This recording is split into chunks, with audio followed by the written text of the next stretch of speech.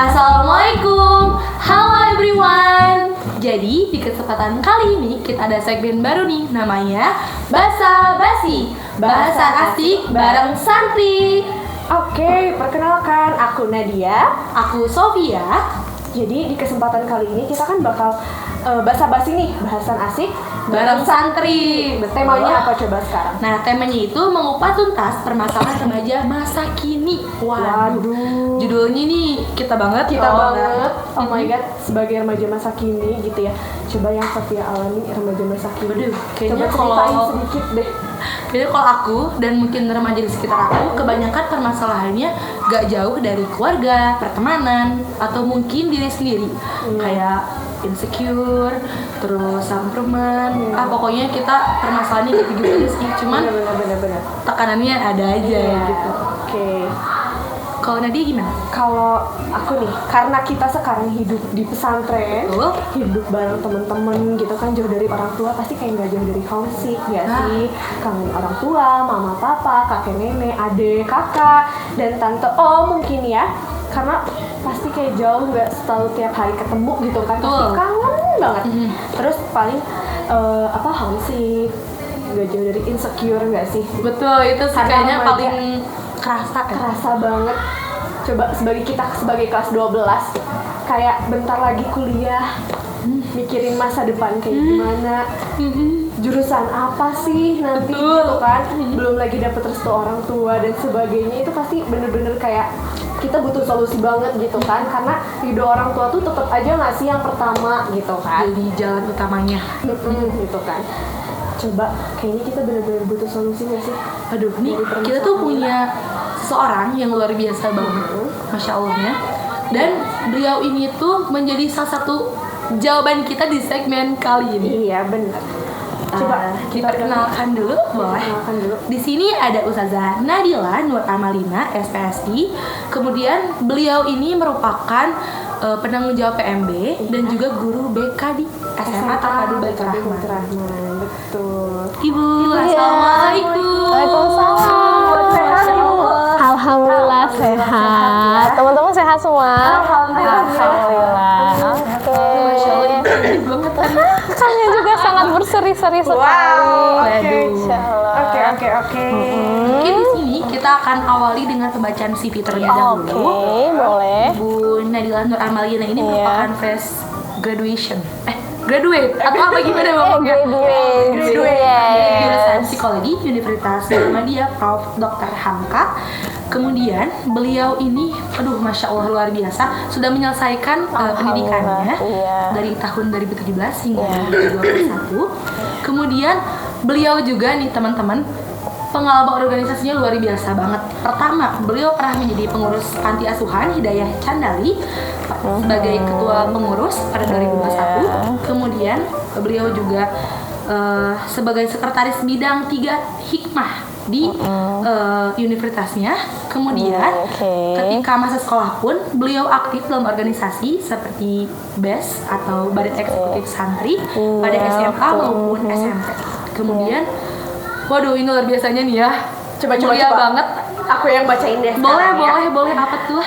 Beliau ini memiliki pengalaman volunteer. Waduh, masya Allah, tabarakallah. Oke. Pada Alhamdulillah. peringatan Hari Kesehatan Mental dengan Sakifa.id sebagai volunteer konselor online pada tahun 2022. Self development di Panti Asuhan Hidayah sebagai train 2019 juga. Dan apa bener nih beliau mempunyai prestasi? Waduh, masya Allah. Juara 3 lomba menulis artikel diadakan oleh PKIMM Psikologi UHAMKA tahun 2020. Bener nggak nih? Bener nggak? Iya. Oke. Dan lulus Iya. dengan predikat cum laude. Waduh, itu impian banget sih. Impian setiap Apalagi mahasiswa jadi ya. psikolog tuh kayak waduh, Oh, impian banyak orang. iya betul sekali. Oke. Aduh, asik banget. Iya. Oke. Ini gimana? Kayaknya teman-teman udah penasaran banget sih ya. Kayaknya kita akan ada beberapa pertanyaan. Apa Ibu mau menjawab? Mau menjawab? Oh mau dong. Oh mau. Oh mau dong. Apa tuh? Apa tuh? Pertama nih, mungkin ini mendasar banget ya. Selama ibu di Baitur Rahman, Ya. permasalahan apa aja sih yang pernah ibu tanganin gitu di Baitur Oke. Rahman? Ibu lihat tuh kayak gimana sih? Oke, permasalahan umum ya. Ya, betul. Umumnya ya. Pertama kalau di SMA Iya. itu banyaknya permasalahannya lebih ke dirinya sih. Biasanya berhubungan dengan orang tua. Biasanya seringnya seperti itu. Yang dimana yang tadi teman-teman sampaikan ya, kalau misalkan di pesantren itu kan jauh dari orang tua gitu ya. Ya kangen mah kangen. Cuman kan ada beberapa anak yang memang memiliki hubungan yang kurang baik gitu dengan orang tua. Nah, di situ kan agak kendala bagaimana komunikasi dengan orang tuanya itu, betul kan? Iya. Lebih banyaknya persoalan tentang orang tua, belum lagi persoalan dengan teman. Nah, itu juga ya. Apalagi ada kalau di SMA tuh ada anak baru. Nah, iya betul. Mungkin teman-teman pernah ngerasain lah ya bagaimana berbaurnya. Kok jadi ada anak baru di sini gitu kan. Nah, itu juga jadi suatu proses yang luar biasa buat mereka kan. Apalagi buat teman-teman yang emang dulu di SMP-nya misalnya udah 3 tahun, udah sering bareng, berpisah dengan teman-teman yang sering bareng itu juga. Iya, biasanya suka ada itu juga. Terus kalau tadi di kelas 12 jurusan, iya itu permasalahan utama, betul, ya? iya di kelas 12 nggak Iwan nggak Ahwatnya selalu bertanya tentang pasnya di mana. Jujur sih aku salah satu dari Oke. Dari orang yang kayak bingung, aduh jurusan apa ya, karena iya. aku maunya apa, mungkin orang tua Iya. juga punya harapan tersendiri. Betul banget. Agak bingung katanya kalau misalkan ada perbedaan itu coba cari jalan tengahnya. Gitu kan. betul, Cuman aku kayak terus sampai sekarang kayak masih bingung gimana ya. Betul banget, iya. Kalau soal jurusan ini belum lagi nanti ada tes biasanya. Iya. Tes psikotes yang dimana kita harap kita sesuai dengan keinginan kita kan. Betul. Iya. Dan ternyata pas lihat hasilnya, wow. Iya, ada yang iya ya, oke. Nah, itu juga jadi pertimbangan biasanya buat orang tua tuh kan. Nah, nanti ada lagi konflik yang baru. Jadi memang luar biasa ya. Ternyata anak-anak SMA di Baitur Rahman ini Masya Allah masalahnya ya. Pokoknya mah tapi hebatnya mereka ya, walaupun masalahnya seberat itu ya, dan mereka ngerasa kalau ini kayaknya nggak ada solusinya gitu kan. Tapi ketika kita ngobrol bareng, ada aja poinnya gitu. Jadi fungsinya ibu ada gitu, fungsinya guru BK tuh ada. Pertama untuk apa coba? Memudahkan anak-anak, iya, dari cara berpikirnya, dari sikapnya harus seperti apa. Karena kan ketika kita ngobrol sama orang tua berbeda dong ketika kita ngobrol sama temen, ya ada etika tertentu, ya. Jadi itu juga perlu diarahkan gitu. Jadi luar biasanya anak-anak Baitur Rahman selain mereka mau gitu ya untuk menyelesaikan masalah mereka juga mau belajar gitu. Itu yang luar biasa juga ya. Mereka mau belajar tentang diri mereka sendiri seperti apa, tentang keluarga seperti apa, dan menerima. Nah, menerima itu kan nggak mudah ya. Jadi luar biasanya tuh mereka juga oke, aku seperti ini dan bagaimana ke depannya. Jadi mereka mau belajar untuk memperbaiki terus menerus gitu. Betul banget gitu mah. Kayaknya rata-rata kita juga ngerasain ya kayaknya. Iya, jadi sebenarnya apalagi ditambah kalau di sini kan ada program-program ya, program misalkan sholat tahajud, sholat duha. Nah itu bisa jadi bekal mereka nih biar semakin dekat lagi sama Allah ya kan, yang dimana ya kalau ada masalah mah kalau ke Allah mah insya Allah lah ya gitu. Iya gitu. Masya Allah banget ya jawabannya. Kayak aduh tersentuh aku. Oke. Ibu kan sekarang menjadi guru BK nih. Iya. Pasti punya pengalaman unik nggak sih? Ada Oke. mungkin ada aja gitu ya santri-santri yang cerita ini pengalaman unik. Pengalaman unik menjadi seorang guru BK. Oke, siap. Unik, sebenarnya setiap anak tuh unik ya. Mereka tuh punya warnanya sendiri yang buat saya tuh kayak ya lucu banget ini ya gitu kan. Pertama pengalaman uniknya ada anak yang memang dia itu cerita. Jadi nggak sekalian, nggak semua. Ada per episodenya, itu yang paling unik menurut aku di antara anak-anak yang lain. Biasanya kan anak-anak dikasih waktu sejam, 2 jam itu udah clear masalah. Selesai, enak, plong kelarnya. Kok ini enggak? Setiap ketemu saya, ada episode baru. Bahkan dia mengepisodekan sendiri gitu sih ceritanya. Iya, betul. Kayak drakor ya. Iya, betul banget.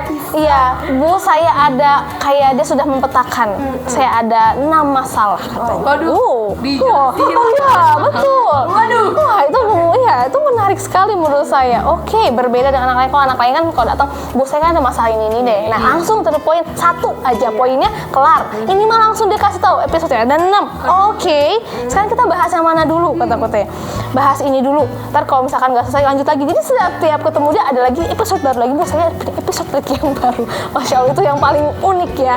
Karena kayak saya belum menemuin gitu klien yang emang langsung dia menyodorkan kayak film gitu ya. Oh iya. Ini mah bener-bener kayak drama jadi. Itu sih yang paling unik menurut aku. Unik banget gitu makanya. Kayak dirancang sedemikian rupa biar mungkin selesainya baik gitu. Iya, niat ya benar-benar. Nah, selain itu nih ada pertanyaan lagi.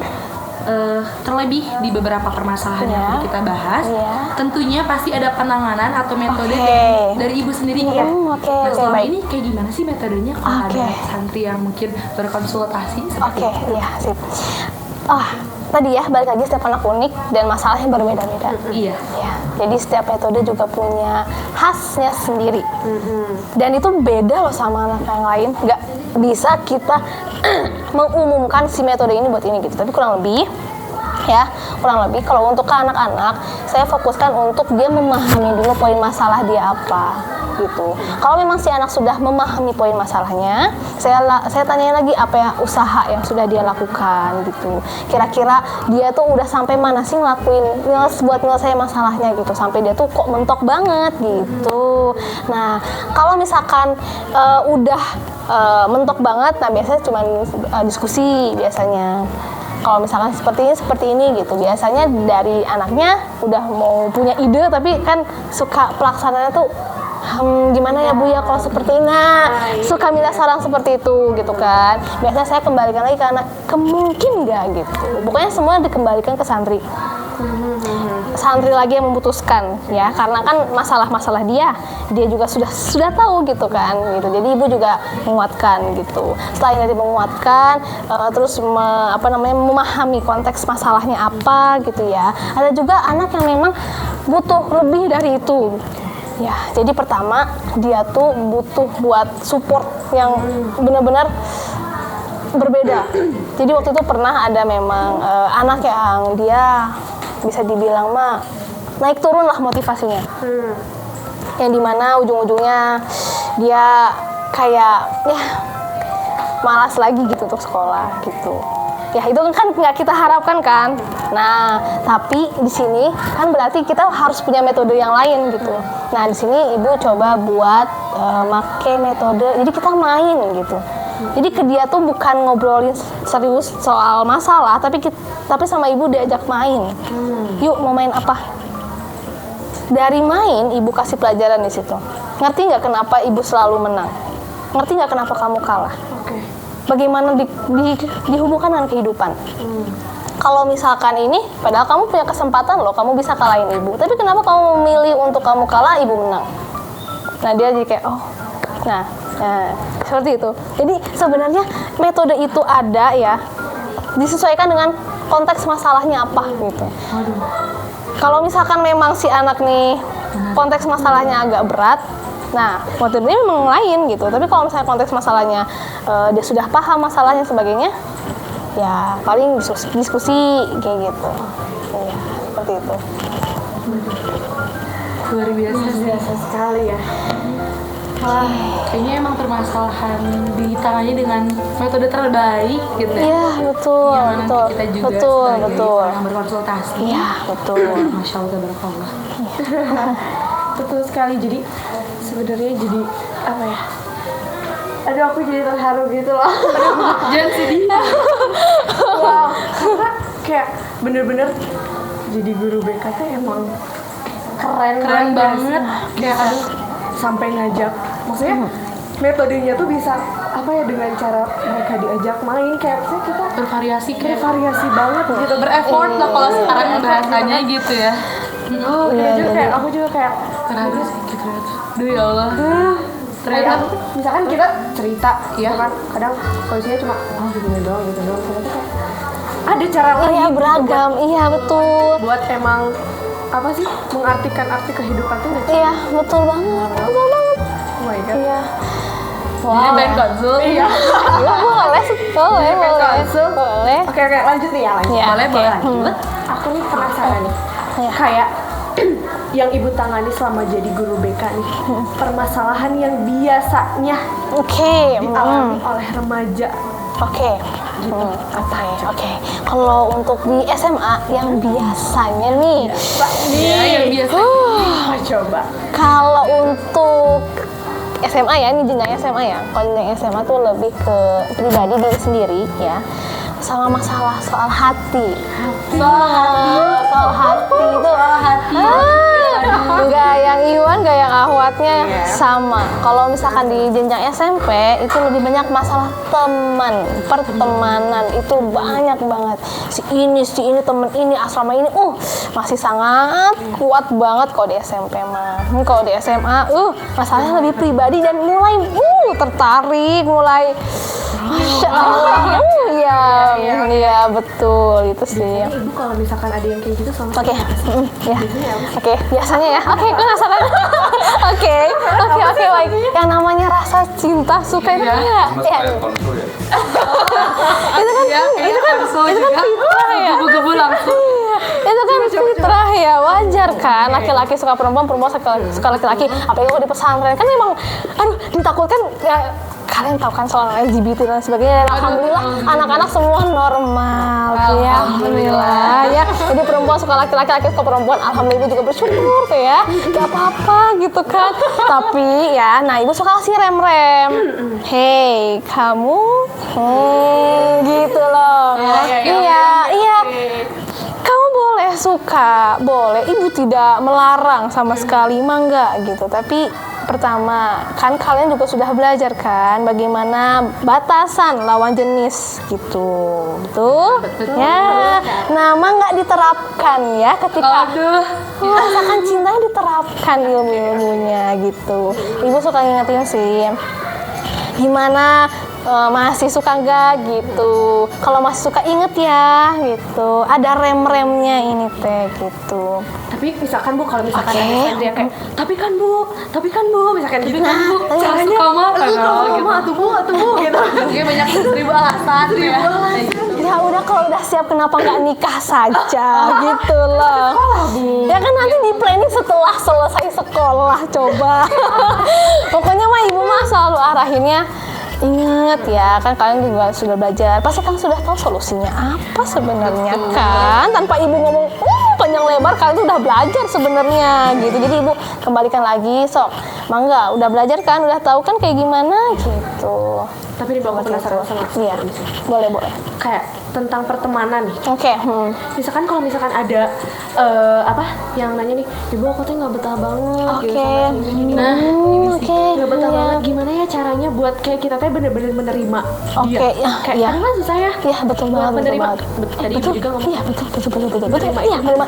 Iya. Menerima itu Iya. kan susah. menerima itu kan. Oke. Kayak misalkan ada kita tuh nggak betah, sebenarnya mungkin masalahnya tuh sepele. Iya, Tapi kayak betul. kalau misalkan kita nggak suka kan kayak Iya. tetap aja. Itu jadi penghambat juga, iya. Jadi terhalang. Bener banget, apalagi kalian kan di asrama 24 jam dengan ketemu terus, betul, iya, itu menarik, nah betul. Mungkin itu sebenarnya nggak hanya anak SMP kali ya, anak SMA juga mengalami juga. Apalagi yang tadi ibu bilang ada anak baru, wah itu juga luar biasa. Caranya gimana sih? Oke. Kayak biar kita benar-benar bisa mengerti, paham bahwa ya kalian emang hidup bersama. nah gitu. Menerima seutuhnya lah. Oke, seutuhnya. Oke, baik. Aduh. Berat. Oke. Pengalaman pribadi. Gak apa, kita sharing-sharing aja ya. Iya. Jadi gini, kalau untuk yang namanya, mungkin teman-teman juga udah pada tahu ya, yang namanya orang beda kepala, beda semua, beda latar belakang, hasilnya juga beda kan. Betul. Iya, itu kita nggak bisa mungkiri itu, benar. Kalau misalkan dia pemarah karena misalkan orang tuanya keras, ya wajar dia pemarah banget gitu ya. Kalau misalkan dia lembut, mungkin orang tuanya lembut, jadi dia seperti itu. Dan kita nggak bisa memaksa dia buat jadi keras. Yang misalkan yang lembut nih, yang keras nggak bisa kita paksa jadi lembut karena mereka sudah bertahun-tahun nggak sama orang tua dan emang kayak gitu dibentuknya gitu kan. Nah, pertama solusinya, kalau memang nggak bisa ya, bener-bener nggak bisa banget, nggak betah banget gara-gara si dia nih, iya, Tidak menjurus iya, tidak, misalnya ke si seorang itu gitu ya, someone, iya, siapapun itu ya. Oke. Nah, kalau emang nggak betah seperti itu kan masih banyak circle atau ruang lingkup yang membuat kalian nyaman. Betul. Cari orang yang stuck gitu. betul, karena kehidupan tuh nggak stuck di dia. Kamu kan nggak terus ketemu sama dia, kamu ketemu sama teman-teman yang lain kan. Teman kamu ada berapa, angkatan berapa? Banyak. Nah, aku ada berapa? 3 awalnya. 53. Tuh 53 banding 1 coy kan.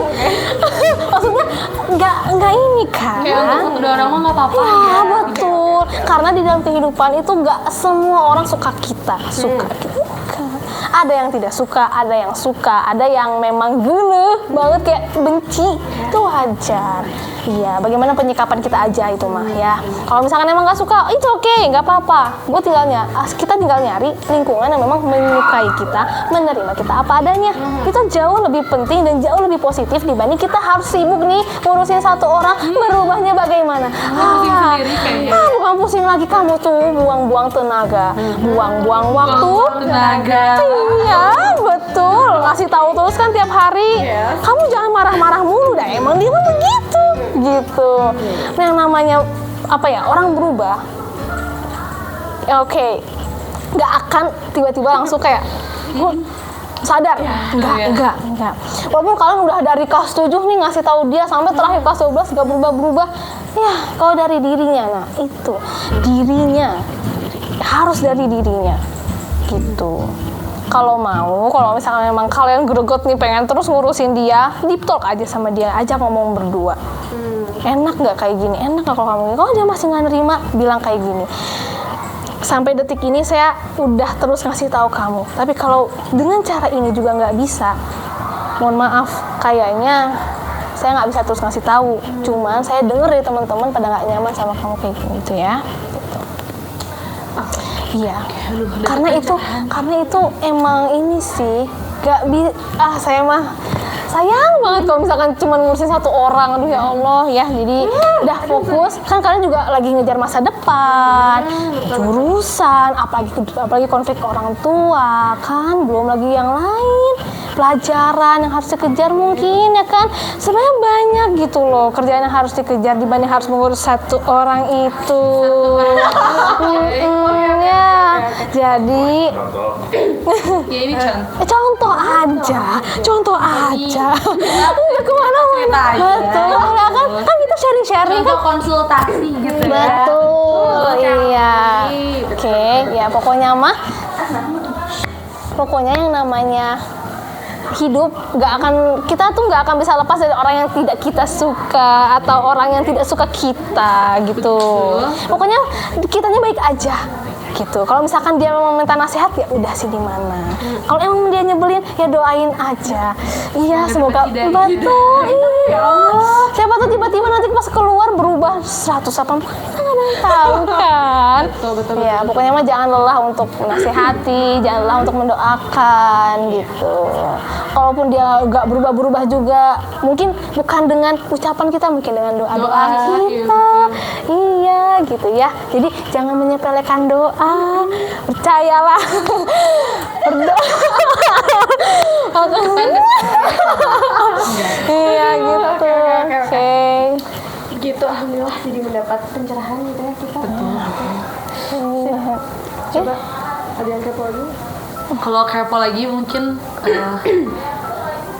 kayaknya aku udah cukup luar biasa ya dari pembicaraan tadi, mendapat suatu lagi Alhamdulillah. pencerahan. Iya, Kayaknya alhamdulillah. cahayanya juga melebihi. Aduh. Oh, Masya Allah. Ya Allah, Tapi teman-teman. aku mau minta ini deh. pesan dari ibu sebagai guru BK gitu. Iya. Untuk kita berdua, teman-teman di luar sana Oke. atau bahkan di Pondok Pesantren Baitur Rahman, pesan untuk kita sebagai remaja sekarang tuh apa sih gitu? Oke. Utamanya begitu. Iya. Tadi kan membahas tentang insecure ya, di awal-awal.